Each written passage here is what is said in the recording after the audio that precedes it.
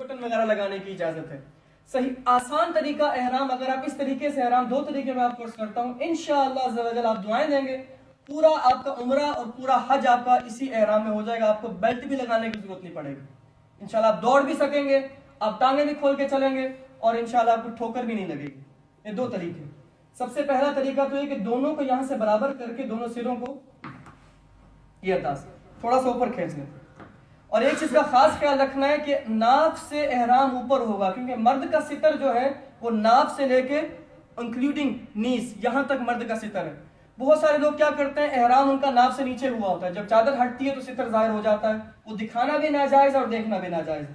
اور اسپیشلی وہاں پر عورتیں مرد اکٹھے ہوتے ہیں تو اس وجہ سے پردے کا خاص خیال رکھنا ہے. اسلامی بہنیں بھی اوپر سن رہی ہیں کہ وہ بھی جب اپنا کپڑوں کا وہ کریں گی سلیکشن تو ان کے لیے احرام ان کا نارمل ڈریس ہے, لیکن ان کے لیے عرض یہ ہے کہ وہ ایسے کپڑے چنیں جو باریک نہ ہو, جس سے ان کے جسم کی رنگت ظاہر نہ ہو, اور جو سکارف وہ پہنیں گی وہ ایسا سکارف نہ ہو کہ جس سے جسم بالوں کا رنگ ظاہر ہو.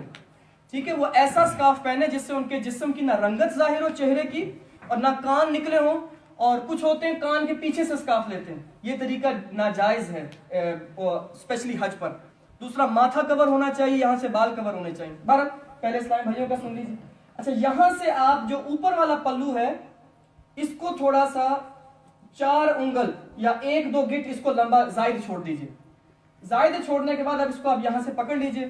اب اپنا سانس آپ اندر کریں گے, سانس اندر کرنے کے بعد یہاں سے آپ دونوں کو پکڑ لیجئے.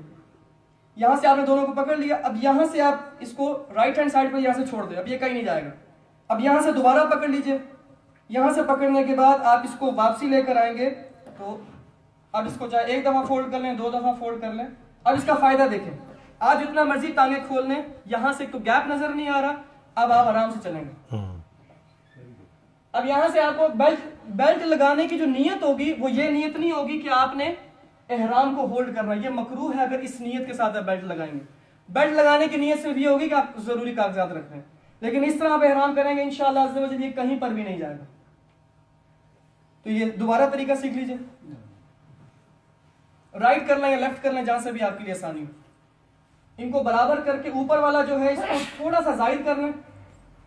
تھوڑا سا زائد کرنے کے بعد یہاں سے بالکل تھوڑا سا سانس اندر کر کے جتنا آپ مناسب ٹائٹ کر سکتے ہیں یہاں سے دونوں کو پکڑ لیجئے.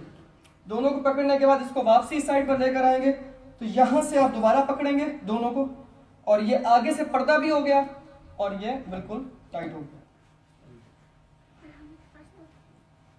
یہاں تک آرام سے آپ کر سکتے, یہ آرام سے. اب آپ اس میں چلتے ہیں. ٹھیک ہے, یہ طریقہ ہے نیچے والی چادر کا. اب اوپر والی چادر کیسے لینی ہے, اس میں بہت سارے لوگ یہاں پر غلطی کرتے ہیں جس کی وجہ سے ان کو پرابلم ہوتی, بار بار ان کا پلو گرتا ہے. جب آپ نے احرام خریدنا ہے نا, آپ نے یوں چیک کرنا ہے اس کا سائز کہ یہ جو چادر ہے یہ یہاں سے گھوم کے یہاں تک آنی چاہیے. اتنے سائز کی چادر آپ لیں گے. بہت سے لوگ چھوٹی چادر لیتے ہیں, وہ جب یوں کرتے ہیں نا وہ پیچھے ختم ہو جاتی ہے, یہاں سے دوبارہ کھینچ ہی نہیں سکتے. اب طریقہ کیا ہوگا کہ یہاں سے آپ اس کو یہاں سے آپ اندر دے دیں گے ایک پلو کو. اب کیا ہو گیا, آپ کا پیٹ اور سینہ کور ہو گیا. اب اگر یہ چادر گر بھی گئی نا تو آپ کا سینہ اور پیٹ ظاہر نہیں ہوگا. یہ سب سے زبردست چیز ہے. اب آپ اس کو جب رائٹ سے لیفٹ شولڈر پہ آپ ڈالیں, یہاں سے 2-3 بل دے دیں. بل دینے کے بعد آپ آرام سے اس کو پیچھے لے کر جائیں اور یہاں سے اس کونے کو اس کونے کو اس طرف لیں. اب آپ کا پورا حج ہو جائے گا, آپ کو کسی بھی قسم کی ضرورت, یہ آگے آ گیا, ضروری سمجھو تو یہاں سے اس کو اندر واپسی دے دو. اب یہ کہیں پر بھی نہیں جاتا.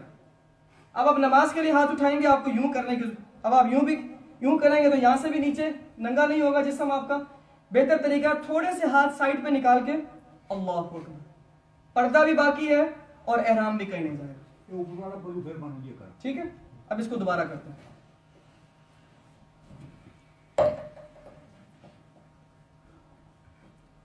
لیفٹ ہینڈ سائڈ سے ایک پلو آپ نے احرام کے اندر دے دینا, اور اس طرح رائٹ ہینڈ سائڈ سے آپ ادھر سے کندھے سے لیفٹ شولڈر پہ ڈالیں گے اور رائٹ ہینڈ سائڈ سے یہاں سے تھوڑا سا اس کونے کو باہر نکالیں گے انشاءاللہ. اب یہ کہیں پر بھی نہیں جاتی, پیچھے سے بھی کور ہو گیا, آگے سے بھی کور ہو گیا, سائڈوں سے بھی کور ہو گیا, نیچے والا بھی ٹائٹ ہو گیا. اب کسی بھی ایکسٹرا چیز کی آپ کو یہاں پہ باندھنے کی ضرورت نہیں. اب اگر طواف کرتے کرتے, صحیح کرتے کرتے چلتے چلتے یہ پلو گر بھی جاتا ہے پیچھے سے، یہ والا حصہ.